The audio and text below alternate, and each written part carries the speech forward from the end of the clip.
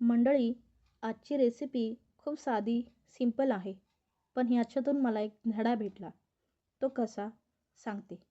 काय झालं, परवा दिवशी मी शाळेतून मुलाला घेऊन येत होते, तेव्हा वाटेमध्ये एक चणे विकणारा मिळाला. तो मुलाने हट्ट केला की चणे घे मम्मी. मी घेतले. 30 रुपयाचे चणे एवढूशा पुरचुंडीत दिली त्याने मला. आणि ते चणे मूठभरसुद्धा नव्हते. मग मला खूप वाईट वाटलं की आपण एवढ्या पैशात मूठभरसुद्धा खायला घेऊ शकत नाही. मी घरी आल्यानंतर मी तो दिवस काहीच नाही विचार केला. दुसऱ्या दिवशी काय केलं, ते चणे खाण्यापेक्षा घरी मी माझ्याजवळ जे वाटाणे होते त्याची ही अशी रेसिपी बनवली. वाटीभर वाटाणे आहेत बघा, आणि काल मला मूठभरसुद्धा चणे मिळाले नाही.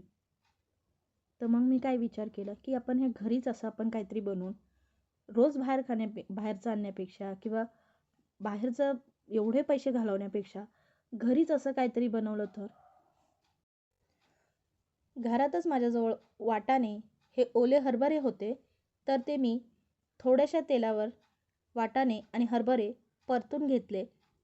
चवीनुसार मीठ घातलं, पुन्हा परतून घेतलं आणि झाकण ठेवून वाफ येऊ दिली. आणि झाकण ठेवल्याने वाफ आल्यामुळे वाटाणे किंवा ते चणे ओले हरभरे असल्यामुळे ते पटकन शिजले जातात. अशा हरभऱ्यांना किंवा वाटाण्यांना फार वेळ लागत नाही आणि लवकर शिजले जातात आणि मऊ होतात. तर मी झाकण काढून बघितलं, वाटाणे आपले शिजलेले आहेत. तर बघू शकता तुम्ही, आता हे आपले हरभरे आणि वाटाणे दोन्हीसुद्धा शिजलेले आहेत. तर असेसुद्धा आपण खाऊ शकतो. खरं तर असेही सुद्धा छान लागतात. पण आता हे मुलाला द्यायचं आहे मला, असंच थोडी द्यायचं. काहीतरी इंटरेस्टिंग पाहिजे की नाही. खाणार कसा हा? जसं त्या चणेवाल्याने कांदा, टमॅटो, मिर्च मसाला, लिंबू टाकून दिलं, तसंच ह्या आमच्या लेकाला पाहिजे होतं.